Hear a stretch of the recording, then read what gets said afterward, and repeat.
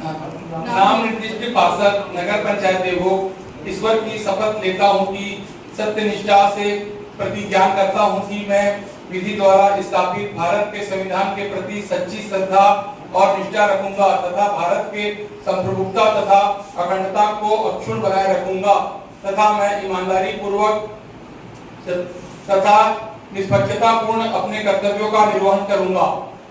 बोले भारत माता की करता हूँ कि मैं विधि द्वारा स्थापित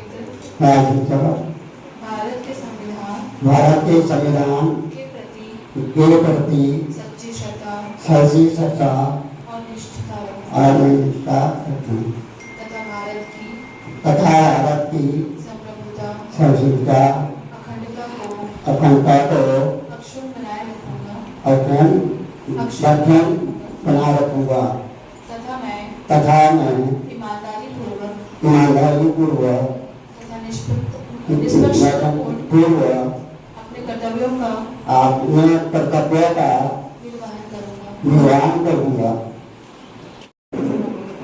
देवनाथ यादव नाम निर्दिष्ट पार्षद नगर पंचायत देवभोग ईश्वर की शपथ लेता हूँ कि मैं मैं सत्यनिष्ठा से प्रतिज्ञान करता हूँ कि मैं विधि द्वारा स्थापित भारत के संविधान के प्रति सच्ची श्रद्धा के सत्य प्रता और निष्ठा रखूंगा तथा भारत की संप्रभुता तथा अखंडता अक्षुण्ण बनाए रखूंगा तथा मैं ईमानदारी पूर्वक तथा निष्पक्ष पूर्ण अपने कर्तव्यों का निर्वहन करूंगा। मैं उर्वी तिवारी, आप देखना शुरू कर चुके हैं local TV Chhattisgarh. Local TV की टीम आज एल्डरमैन के शपथ ग्रहण में पहुंची थी। लोकल टीवी की स्क्रीन पर आप देख रहे हैं कि अमितेश अवस्थी जी हैं, देवनाथ यादव जी हैं और गंगाराम पांडे जी हैं। मैं आपको बता दूं कि बीजेपी ने ऐसे कार्यकर्ता को मौका दिया है। गंगाराम पांडे जी एक ऐसे चेहरा है जिन्होंने सरस्वती शिशु मंदिर की 20 साल तक उन्होंने सेवा की। मैं आपको बता दूं कि जिस दौरान मैं बच्चा था और जब मैं पहली क्लास में पढ़ाई करता था, उस दौरान गंगाराम पांडे जी बिल्कुल रिक्शा में हमें लेकर स्कूल तक, विद्यालय तक जाया करते थे। उनके साथ एक अलग ही तरह का प्रेम संबंध है मेरा। तो पहला सवाल अमितेश जी से। अमितेश जी, क्या कहना चाहेंगे? बड़ी जिम्मेदारी मिली है, किस रूप में देखते हैं? आपको बहुत बहुत धन्यवाद लोकल टीवी को। नगर पंचायत के हमें मनोनीत पार्षद नियुक्त किया गया है। हम तीनों यहाँ आज शपथ ग्रहण पूर्ण किए। अभी हमको देवभोग का कुल विकास करना है, सबको हमको मिलकर साथी को, और हमारी सरकार है, हम सब मिलके पूर्ण विकास करेंगे। अमितेश जी, जब नाम की घोषणा हुई तो क्या आपने सोचा था क्या कि भाई मेरे नाम की घोषणा होगी, मेरे नाम पर मुहर लगेगा? मैं तो विगत 15 वर्षों से जनप्रतिनिधि निर्वाचित पद पे रहा हूँ। मैं तो अनुभवी हूँ ही, तो इसीलिए मुझे शीर्ष नेतृत्व ने जिम्मेदारी दी है। बिल्कुल अमितेश जी, आपका धन्यवाद। इसके साथ साथ देवनाथ यादव जी। अमितेश जी, थोड़ा सा हट जाएंगे, आपकी कुर्सी मेरे को दे देंगे आदरणीय।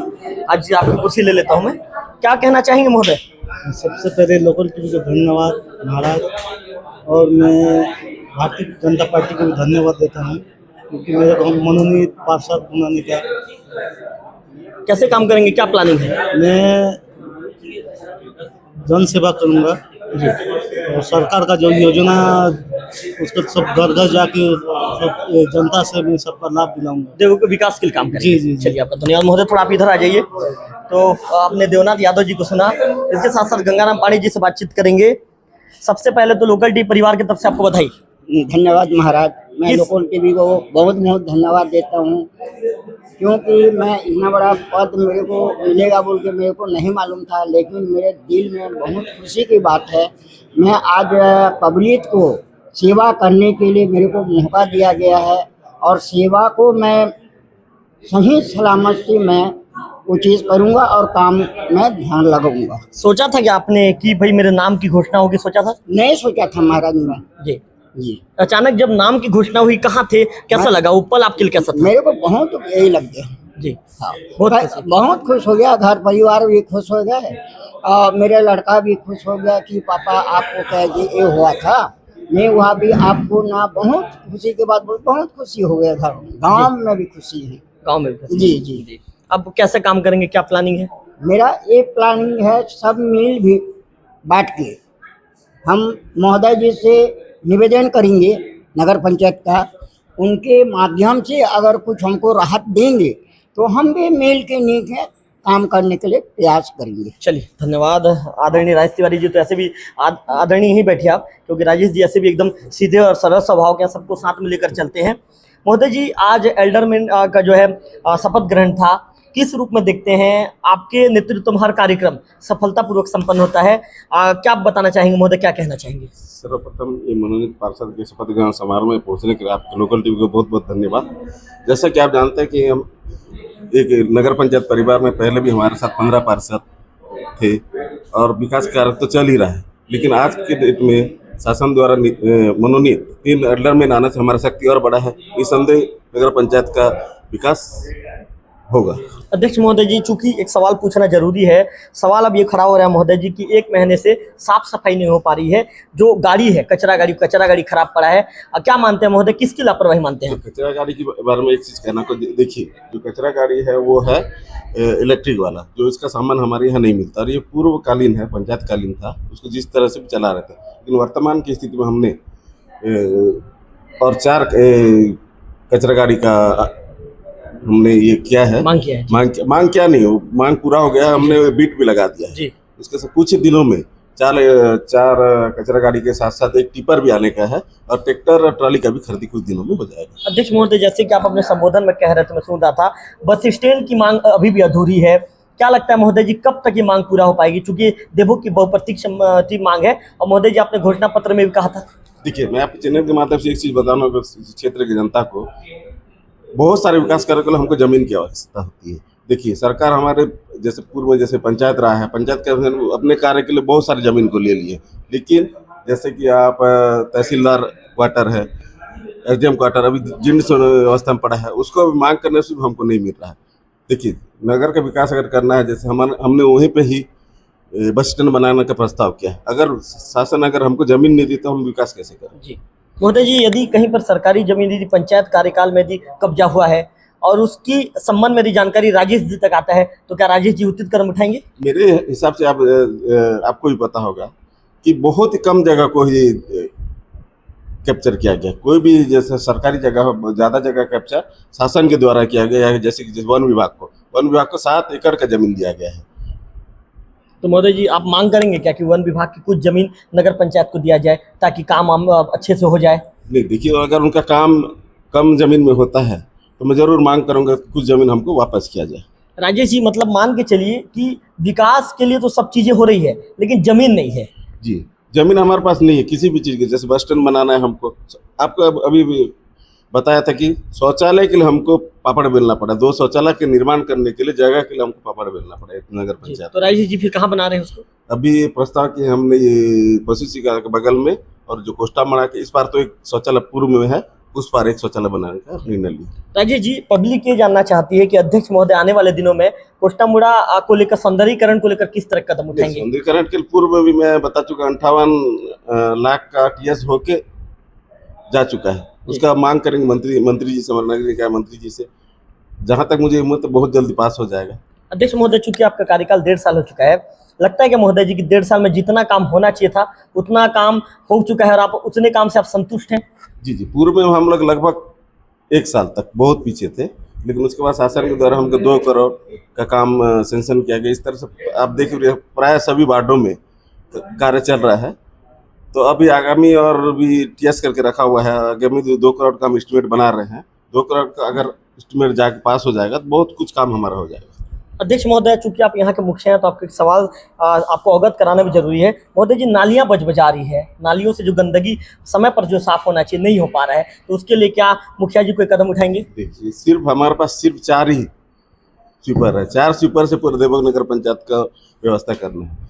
जैसे रोड का हम सफाई करते हैं, नाली छूट जाता है, नाली का अगर देखेंगे तो रोड का सफाई छूट जाता है। आगामी दिनों में जब हमारे पास स्वच्छता दीदियों का भी होना है भर्ती, क्योंकि SLR सिस्टम बन रहा है, उसके बाद हम 20 स्वच्छता दीदियों का भी वहाँ नियुक्ति होगा, तो उसके माध्यम से वो घर घर, डोर टू डोर जाके वो कचरा का संग्रहण करेंगे। महोदय जी, एक महत्वपूर्ण सवाल, जैसे हम देवभोग एंट्री करते हैं, बेलाट नाला गंदगी से अटी पड़ी है, गंदगी से पट गई है, तो महोदय जी चूंकि मुखिया हैं, ध्यान देंगे क्या आप?